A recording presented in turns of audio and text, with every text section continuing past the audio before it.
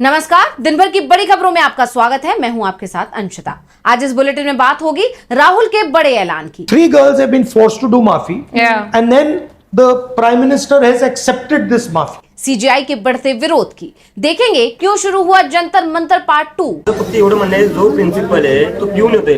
एकदा असा पिराडा प्रिन्सिपल कसं असू शकतो? शाळेत इथं लहान लेकरं लहान। अखिलेश यादव ने बीजेपी की कैसे खोल दी पोल। ये सरकार चालबाजी कर रही है, जांचें न करनी पड़े। जानेंगे कैसे सोनिया को घेरना बीजेपी को पड़ा भारी। भारतीय जनता पार्टी एक घटिया अस्तरहीन आरोप लगा रही है। और बुलेटिन के आखिर में देखेंगे किसानों के दिल्ली कूच को। लेकिन दिन भर की तमाम बड़ी खबरों से पहले एक नजर आज की सुर्खियों पर। सीजेपी के बाद अब दिमागी नक्सल पार्टी का हुआ गठन। लाल किले से पीएम मोदी के दिमागी नक्सल वाले भाषण के विरोध में सोशल मीडिया पर बनी नई पार्टी। सरकार के खिलाफ लड़ाई का मंच बना सोशल मीडिया। कौन सी शराब बिहार में नहीं मिल रही? शराबबंदी पर आरजेडी नेता तेजस्वी यादव का बड़ा बयान। कहा, सत्ता में बैठे लोग चला रहे रैकेट। 19 अगस्त को राजभवन मार्च का किया ऐलान। किसी के अब्बा का पाकिस्तान नहीं। नीतीश राणे के बयान पर भड़के संजय राउत। कहा, ये सभी इडियट हैं। बिहार में बीपीएससी के खिलाफ आंदोलन। 70वीं बीपीएससी परीक्षा रद्द करने की मांग। अनशन पर बैठे निर्दलीय सांसद पप्पू यादव। कहा, सरकार ने खुद पेपर लीक किया स्वीकार। सीजेपी प्रवक्ता सौरभ दास ने मोदी सरकार पर संसद में विपक्ष की आवाज दबाने का लगाया आरोप। कहा, मानसून सत्र में सरकार ने रद्द किए 6 सवाल, कहां मिलेगा जवाब।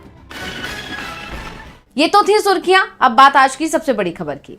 राहुल गांधी पूरे देश में छात्रों की गूंज कार्यक्रम के सहारे छात्रों के बीच जाकर उनकी दिक्कतों को सुन रहे हैं। अभी तक वो 3 बीजेपी शासित राज्यों में ये कार्यक्रम कर चुके हैं और अब चौथे राज्य में कार्यक्रम करने जा रहे हैं। और ये भी बीजेपी शासित राज्य ही है, जो अपने आप में बीजेपी के लिए राहुल की तरफ से दी गई बड़ी चुनौती है, जिससे बीजेपी परेशान है। और अब राहुल गांधी ने एक बार फिर बीजेपी की धड़कनें बढ़ा दी। आखिर क्या है इसकी वजह, जानने के लिए देखिए रिपोर्ट। राहुल गांधी एक बार फिर छात्रों की गूंज कार्यक्रम करने जा रहे हैं, जिसकी जानकारी उन्होंने एक दिन पहले अपने एक्स हैंडल के जरिए दी। और अब एक और पोस्ट राहुल की तरफ से किया गया है, जो बता रहा है कि 22 अगस्त को महाराष्ट्र के पुणे में होने वाले इस कार्यक्रम को लेकर राहुल कितना ज्यादा उत्साहित हैं।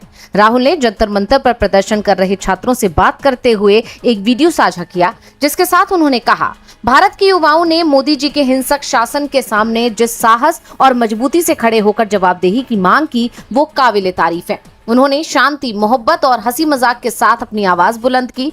मुझे हर एक युवा पर गर्व है, खासकर उन लड़कियों पर जिन्हें बीजेपी के गुंडों की बदसलूकी, गाली गलौज और हिंसा का सामना करना पड़ा। यहाँ तक कि उन्हें प्रधानमंत्री से माफी मांगने के लिए मजबूर किया गया। लेकिन अब उनकी आवाज दबाई नहीं जा सकेगी। 22 अगस्त को छात्रों की गूंज पुणे पहुंच रही है और इस बार का कार्यक्रम सिर्फ लड़कियों के लिए होगा। अब लड़कियां बोलेंगी, देश सुनेगा। राहुल ने एक बार फिर 22 अगस्त को होने वाले कार्यक्रम का जिक्र करते हुए बीजेपी को चुनौती दी। इसमें खास बात यह है कि आंदोलन के बाद होने वाले इस कार्यक्रम में लड़कियों पर फोकस रहेगा। जहां एक तरफ पीएम मोदी ने प्रदर्शन करने वाले छात्रों और उनका समर्थन करने वालों को दिमागी नक्सल बता दिया, तो वहीं दूसरी तरफ राहुल छात्रों के साथ खड़े दिखाई दे रहे हैं। लगातार उनसे मुलाकात कर रहे हैं, उनकी परेशानियों को सुन रहे हैं। उससे छात्रों का विश्वास उन पर बढ़ रहा है और उनके कार्यक्रम में बढ़ चढ़कर हिस्सा ले रहे हैं, जिससे राहुल का उत्साह बढ़ा है और वो इस बार साफ दिखाई दिया। राहुल अपने अगले कार्यक्रम की तैयारी में पूरे उत्साह के साथ लगे हुए हैं। आप जानते ही हैं, राहुल ने राजस्थान, उत्तराखंड और उत्तर प्रदेश में कार्यक्रम किया था। तीनों ही जगह बीजेपी की सरकार है, इसलिए राहुल के कार्यक्रम को रोकने की और फेल करने की पूरी कोशिश भी की गई। बावजूद इसके छात्र कार्यक्रम में शामिल भी हुए और सरकार के खिलाफ नाराजगी भी जाहिर की। और अब जब आंदोलन खत्म होने के बाद ये कार्यक्रम होने जा रहा है, उससे पहले पीएम के लाल किले की प्राचीर से दिए गए भाषण ने छात्रों का गुस्सा और ज्यादा बढ़ा दिया है, जिसको देखते हुए जानकारों का मानना है कि राहुल के अगले कार्यक्रम में पिछले कार्यक्रमों से भी ज्यादा संख्या में छात्र शामिल होंगे, जिससे बीजेपी खेमे में अब खलबली मच गई है। बीजेपी टेंशन में है तो परेशान इस वक्त सीजीआई भी दिखाई दे रहे हैं। सीजीआई और बार काउंसिल ऑफ इंडिया यानी बीसीआई के चेयरमैन मनन कुमार मिश्रा का विरोध बढ़ता जा रहा है। पहले नालसा यूनिवर्सिटी के दीक्षांत समारोह में सीजीआई को आमंत्रित करने पर विरोध हुआ और आखिर में उनका प्रोग्राम ही रद्द हो गया। और अब यह मामला national law school of India university यानी NLSIU तक पहुंच गया है। तो कैसे बढ़ती जा रही है सीजीआई और बीसीआई के चेयरमैन की मुश्किलें, जानने के लिए देखिए रिपोर्ट। नालसर में सीजीआई के विरोध का मामला अभी शांत भी नहीं हुआ था कि अब कर्नाटक के NLSIU में भी विरोध के स्वर उठ रहे हैं। National law school of India university यानी NLSIU में भी बवाल देखा जा रहा है। सीजीआई और बार काउंसिल ऑफ इंडिया के चेयरमैन की मुश्किलें बढ़ती नजर आ रही हैं। दरअसल NLSIU में सीजीआई सूर्यकांत और बीसीआई चेयरमैन मनन कुमार दीक्षांत समारोह में शामिल होने वाले थे। लेकिन उससे पहले ही वहां के छात्रों और पूर्व छात्रों ने इन दोनों के समारोह में शामिल होने पर कड़ी आपत्ति जताई। छात्रों का कहना है कि मनन कुमार मिश्रा ने नालसर यूनिवर्सिटी ऑफ लॉ के छात्रों के साथ जो व्यवहार किया है वो माफी योग्य नहीं है। वहीं दूसरी तरफ सीजीआई ने भी इस व्यवहार के लिए कोई जिम्मेदारी नहीं ली। 2026 बैच के 165 ग्रेजुएट होने वाले छात्रों, 409 मौजूदा छात्रों और 128 पूर्व छात्रों ने विरोध पत्र पर साइन किए हैं और बयान जारी कर एनएलएसआईयू के छात्रों ने नालसर के छात्रों और फैकल्टी के प्रति बिना शर्त एकजुटता दिखाई। छात्रों ने कहा कि दीक्षांत समारोह किसी छात्र के एकेडमिक जीवन की एक बहुत बड़ी और महत्वपूर्ण उपलब्धि होती है। जिन लोगों ने छात्रों के प्रति सार्वजनिक रूप से नफरत और नीचे नजरिए का इजहार किया है, उन्हें ही छात्रों को डिग्री देने के लिए बुलाना अपमानजनक, जिल्लत भरा और छात्रों व उनके संघर्षों का मजाक उड़ाने जैसा है। छात्रों ने कहा कि हम मनन कुमार मिश्रा के अपने व्यवहार की जिम्मेदारी लिए बिना एनएलएसआईयू के दीक्षांत समारोह में शामिल होने पर कड़ी आपत्ति जताते हैं। हम नालसर के साथ एकजुटता में खड़े हैं, जो अपने दीक्षांत समारोह के लिए मुख्य अतिथि के तौर पर सीजीआई के चयन पर पुनर्विचार करने की मांग कर रहे हैं। हम इन्हीं कारणों से सीजीआई के एनएलएसआईयू के दीक्षांत समारोह में शामिल होने पर भी कड़ी आपत्ति जताते हैं। बीसीआई चेयरमैन का विरोध लगातार बढ़ता जा रहा है, जिससे वो घबराए हुए हैं और अब उन्हें छात्रों के आगे झुकना भी पड़ा। बीसीआई के चेयरमैन मनन कुमार मिश्रा ने आखिरकार नालसर यूनिवर्सिटी ऑफ लॉ के छात्रों से माफी भी मांग ली। इसके बावजूद सीजीआई और बीसीआई चेयरमैन के खिलाफ आक्रोश थमने का नाम नहीं ले रहा। सीजीआई और बीसीआई चेयरमैन को लेकर विवाद बढ़ता जा रहा है, तो बवाल सरकारी स्कूलों की हालत को लेकर भी देखा जा रहा है। सीजेपी ने एक और आंदोलन की तैयारी कर ली है। एक तरफ अभिजीत दीपके ने बड़ा ऐलान किया, तो दूसरी तरफ आशुतोष रांका ने सरकार की टेंशन बढ़ा दी। पार्टी की तरफ से दो बड़े मुद्दों पर राज्य सरकारों को घेरा गया और आंदोलन की चेतावनी दी गई है, जिसके बाद चर्चा है कि जंतर मंतर पार्ट 2 शुरू हो चुका है। देखिए रिपोर्ट। जंतर मंतर पर 36 दिन तक चले आंदोलन ने मोदी सरकार को झुका दिया और छात्रों के हौसले को और ज्यादा बढ़ा दिया। अब देश के हर कोने से छात्र और युवा सरकार के खिलाफ अपनी आवाज बुलंद कर रहे हैं, अपने अधिकार की बात कर रहे हैं।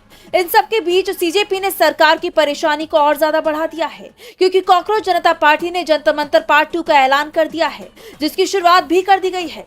एक तरफ संयोजक अभिजीत दीपके ने महाराष्ट्र के हिंगोले स्थित अपने गाँव से स्कूल ठीक करो अभियान की शुरुआत की, तो वहीं पार्टी प्रवक्ता आशुतोष रांका ने भी अब्दुल के समर्थन में आवाज उठाई।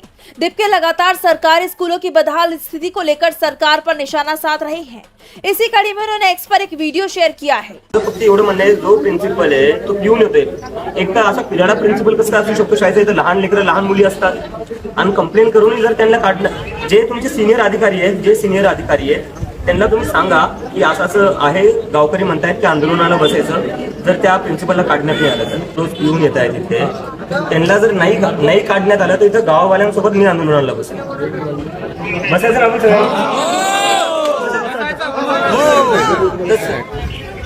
वीडियो शेयर करते हुए उन्होंने चेतावनी दी कि अगर मंगलवार तक प्रिंसिपल को नहीं हटाया गया तो वो भी ग्रामीणों के साथ विरोध प्रदर्शन में शामिल होंगे। वहीं बंगाल में आशुतोष रांका ने मोर्चा संभाला।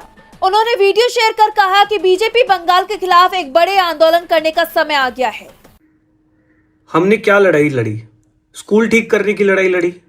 हम चाहते थे कि इस देश के सभी स्कूल ठीक हों, लेकिन भाजपा की तरफ से क्या हुआ? भाजपा की तरफ से गुंडागर्दी की गई, मारपीट की गई। वेस्ट बंगाल के Bankura district Indus police station का रहने वाला अब्दुल, जो जंतर मंतर पर पहले दिन से हमारे साथ मौजूद था, जिसने प्रोटेस्ट में हिस्सा लिया, वो सिर्फ अपने गांव के सरकारी स्कूल ठीक कराना चाहता था। वो गया, लेकिन जैसे ही वो वापस अपने घर आया, भाजपा के गुंडे आए, उसके साथ मारपीट की और बीच बचाव में जब उसके पिताजी वापस बीच में आए तो उनके साथ भी मारपीट की।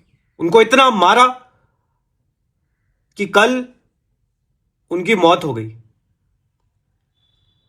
पूरे देश भर में हम लोग शिक्षा की बात कर रहे हैं, हम वोट तो मांगने नहीं जा रहे हैं। हम तो सिर्फ चाह रहे हैं कि हमारे देश के स्कूल ठीक हो, लेकिन पूरे देश में हमें सिर्फ और सिर्फ भाजपा के लोग गुंडागर्दी, मार पिटाई, बदतमीजी से ही क्यों डील कर रहे हैं? अब्दुल के पिताजी की क्या गलती थी? अब्दुल की क्या गलती है? सिर्फ यही कि वो अपने स्कूल ठीक कराना चाहता है। यानी सीजेपी ने जैसा कि ऐलान किया था कि वो उस रास्ते पर चलती दिखाई भी दे रही है। जिसे देखकर समझा जा सकता है कि जब एक पेज से पूरे देश में आंदोलन हो सकता है, तो जब ये टीम लोगों के बीच जाकर उनके मुद्दों को सुनेगी और उठाएगी, तो इसका असर कितना बड़ा होगा, इसका अंदाजा भी लगाना मुश्किल है। सीजेपी ने बड़े आंदोलन की चेतावनी दी है तो सपा प्रमुख अखिलेश यादव ने बड़ा ऐलान कर दिया है। उत्तर प्रदेश में साल 2027 में होने वाले विधानसभा चुनाव से पहले ही समाजवादी पार्टी के प्रमुख अखिलेश यादव ने मोर्चा संभाल लिया। इसी क्रम में अब अखिलेश ने बीजेपी सरकार पर हमला बोला है। उन्होंने राम मंदिर चढ़ावा चोरी से लेकर परिसीमन के मुद्दे तक सरकार की जमकर घेराबंदी कर दी। तो क्या कुछ कहा अखिलेश ने, जानेंगे रिपोर्ट में। उत्तर प्रदेश विधानसभा चुनावों में अभी वक्त है, लेकिन समाजवादी पार्टी के मुखिया अखिलेश यादव अभी से चुनावी मोड में आ गए हैं। अखिलेश ने जनता के बीच जाना, उन तक अपनी बातें पहुंचाना शुरू कर दिया है। वो जनता के बीच पहुंचकर बड़े बड़े वादे कर रही हैं। इस बीच अखिलेश ने ऐलान किया है कि आने वाले समय में जब समाजवादी पार्टी की सरकार होगी तो 16 अगस्त की छुट्टी महानवी इतना ही नहीं, उन्होंने बीजेपी सरकार को राम मंदिर चढ़ावा चोरी, जातीय जनगणना, E20 और परिसीमन जैसे मुद्दों पर सरकार को जमकर घिरा है। अखिलेश ने परिसीमन का जिक्र करते हुए कहा है, परिसीमन से ज्यादा बेहतर है कि हमारे देश की सीमाओं की सुरक्षा हो, और जो नक्सल, आतंकवाद या विदेश नीति में जो असफल हुए हैं वो तमाम तरह की बात करते हैं। 2014 में भारत का एरिया क्या था, क्षेत्रफल क्या था, और आज क्षेत्रफल क्या है, ये क्या भारतीय जनता पार्टी बता पाई? अखिलेश यादव ने बीजेपी पर संविधान को ठेस पहुंचाने का आरोप लगाया और कहा, याद रखना, संविधान है, स्वतंत्रता है, संविधान है तो हमें आजादी मिलेगी, संविधान है तो हमें अधिकार मिलेंगे, और संविधान है तो हमारा लोकतंत्र मजबूत होगा। उन्होंने सरकार पर निशाना साधते हुए कहा कि ये सरकार चालबाजी कर रही है कि जातीय जनगणना ना करनी पड़े। समाजवादी के लोग चाहते हैं कि गिनती हो और आबादी के हिसाब से हक और सम्मान मिले। अखिलेश ने राम मंदिर का जिक्र करते हुए सरकार पर तीखा प्रहार किया और कहा कि उन्होंने राम धन को लूट लिया। कोई कल्पना कर सकता है, सोचो आप, कि जो लोग अपने आप को कहते थे हम राम राज लाएंगे, उन्होंने राम धन को भी लूट लिया। सपा अध्यक्ष ने आगे कहा कि यूपी में जिस सरकार को हम लोगों ने 10 साल से देखा है, कहने को ये कहते हैं कि ये सरकार बहुत ताकतवर है, डबल इंजन की सरकार है, लेकिन अभी देखा कि नौजवानों ने उन्हें हरा दिया। युवा ने कर दिखाया कि सरकार के लोगों को पीछे हटना पड़ा। एक तरफ अखिलेश ने सरकार को तमाम मोर्चों पर घेरा, तो दूसरी तरफ कई वादों के जरिए जनता को साधने की कोशिश की, जिसका असर आने वाले वक्त में देखने को मिल सकता है। बीजेपी एक साथ कई मुद्दों पर घिरी हुई है, चाहे वो राम मंदिर का मामला हो या फिर पीएम मोदी का लाल किले से दिया गया भाषण। पीएम मोदी के बयान की हर तरफ आलोचना हो रही है। उससे ध्यान भटकाने के लिए बीजेपी ने सोनिया गांधी को घेरने की कोशिश की, लेकिन इस बार बीजेपी की ये चाल उस पर ही भारी पड़ गई, क्योंकि कांग्रेस ही नहीं बल्कि पूरे इंडिया गठबंधन ने बीजेपी को घेर लिया। तो आखिर क्या है मामला जिसमें उल्टा घिर गई बीजेपी, देखिए रिपोर्ट। बीजेपी की पुरानी आदत है कि जब खुद घिरती है तो कांग्रेस को घेरने की कोशिश करती है, और अब एक बार फिर बीजेपी ने ऐसा ही करने की कोशिश की, लेकिन इस बार बीजेपी का वार उल्टा पड़ गया। एक तरफ तो विपक्ष ने बीजेपी नेताओं और यहां तक कि मंत्रियों के तिरंगे के अपमान के वीडियो साझा कर आला कमान को घेर लिया, तो वहीं दूसरी तरफ सोनिया गांधी के समर्थन में पूरा इंडिया गठबंधन खड़ा हो गया। अखिलेश यादव से लेकर संजय राउत तक सभी ने सोनिया गांधी का समर्थन करते हुए बीजेपी के खिलाफ मोर्चा खोल दिया। समाजवादी पार्टी के प्रमुख अखिलेश यादव ने कहा कि बीजेपी के पास कोई दूसरा काम नहीं है। वहीं संजय राउत ने तो अमित शाह पर ही निशाना साध दिया। वंदे मातरम, सुजलाम सुफलाम मलयज शीतलाम और आगे की 4 लाइन जो है बहुत इंपॉर्टेंट है। अब उसने जो कानून बनाया है वो कानून है 6 के 6 आपको गाना पड़ेगा, लेकिन जब ये कानून पार्लियामेंट में पास हो रहा था तो देश के गृह मंत्री नहीं थे और प्रधानमंत्री भी नहीं थे। तो यही सबसे बड़ा अपमान है ना। वंदे मातरम का अपमान करने वाले के खिलाफ सख्त कानून बन रहा था, और उस वक्त देश के गृह मंत्री और देश के प्रधानमंत्री सदन में उपस्थित नहीं थे। इसके अलावा प्रमोद तिवारी ने भी बीजेपी को जमकर घेरा। उन्होंने कहा, भाजपा एक घटिया, निराधार और झूठा आरोप लगा रही है। ये उतना ही झूठा है जितना भाजपा की अपनी देशभक्ति। भूल गए जब वंदे मातरम गाकर हम कांग्रेस के झंडे के साथ लाठियां खा रहे थे अंग्रेजों की, तो आप भाजपा का जो मात्र संगठन है वो अंग्रेजों के साथ खड़ा था और देश की आजादी का विरोध। इतना ही नहीं, आम आदमी पार्टी निर्दलीय सांसद पप्पू यादव ने भी बीजेपी को खरी खोटी सुनाई। दरअसल एक वीडियो के आधार पर बीजेपी का आरोप है कि सोनिया गांधी ने वंदे मातरम का अपमान किया, जिस पर पार्टी ने उन्हें घेरने की कोशिश की, लेकिन उसका ये दाव उल्टा पड़ गया है। सोनिया गांधी को घेरने की कोशिश में बीजेपी खुद ही घिरती दिखाई दे रही है। वहीं गृह मंत्री अमित शाह भी लगातार विपक्ष के निशाने पर बने हुए हैं।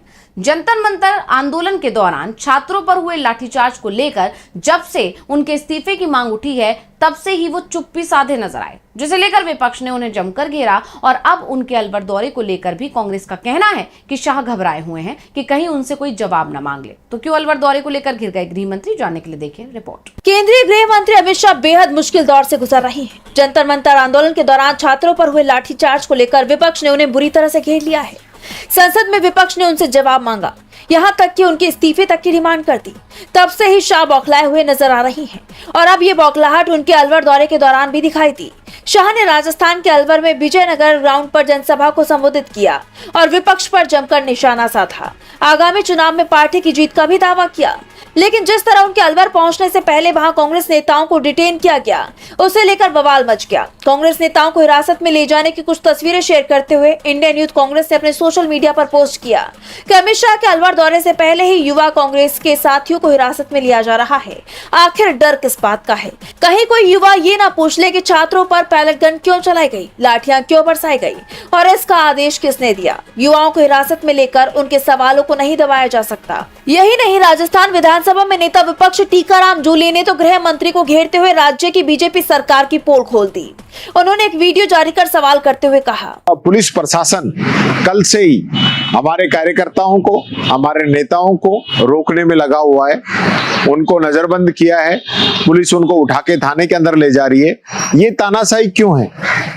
ये राज का इतना भारी घमंड क्यों है? जनता की भी सुनिए, अलवर के लोगों को भी सुनिए। यहाँ जिस तरह कांग्रेस नेताओं को रोकने की कोशिशें की गई, उससे साफ है कि सरकार घबराई हुई है। लेकिन सवाल ये भी है कि आखिर कब तक गृह मंत्री जवाब देने से बचते रहेंगे? विपक्ष जवाब मांग रहा है कि प्रदर्शनकारियों पर गोली चलाने के आदेश किसने दिए। संसद में तो शाह ने जवाब नहीं दिया, लेकिन विपक्ष अब भी हार मानने को तैयार नहीं है। ऐसे में शाह की मुश्किलें बढ़ना तय मानी जा रही है। और बुलेटिन के आखिर में बात किसानों की दिल्ली कूच की। किसानों ने एक बार फिर मोदी सरकार के खिलाफ बड़ा मोर्चा खोल दिया। संयुक्त किसान मोर्चा गैर राजनीतिक के नेतृत्व में किसानों का जत्था दिल्ली कूच के लिए निकला है और ये किसान भारत अमेरिका ट्रेड डील का विरोध कर रहे हैं। लेकिन जब लंबे वक्त से इनकी कोई सुनवाई नहीं हुई, तो अब किसान भी सरकार के खिलाफ सड़क पर उतर आए हैं। तो क्या देश में फिर खड़ा होगा किसान आंदोलन? जानने के लिए देखिए रिपोर्ट। देश में एक बार फिर किसान आंदोलन की आहट सुनाई दे रही है। पंजाब हरियाणा के खनौरी बॉर्डर पर किसानों की भीड़ उमड़ पड़ी है। संयुक्त किसान मोर्चा गैर राजनीतिक के नेतृत्व में ये किसान दिल्ली कूच के लिए निकले। उन्होंने शांतिपूर्वक पैदल दिल्ली की तरफ कूच करने की कोशिश की, लेकिन हरियाणा पुलिस ने उन्हें खनौरी दाता सिंहवाला बॉर्डर पर ही रोक दिया।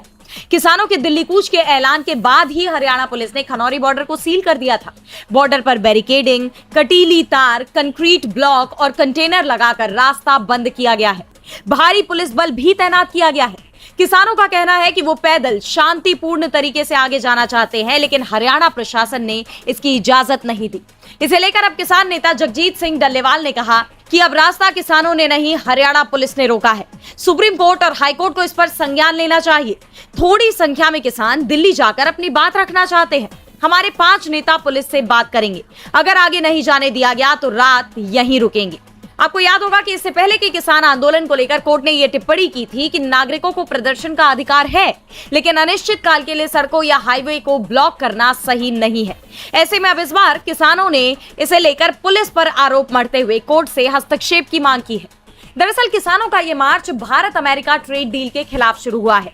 उन्हें डर है कि इससे अमेरिकी कृषि उत्पाद और भारी सब्सिडी वाला सामान भारतीय बाजार में आ जाएगा, जिससे स्थानीय किसानों की आजीविका पर गंभीर संकट आ सकता है।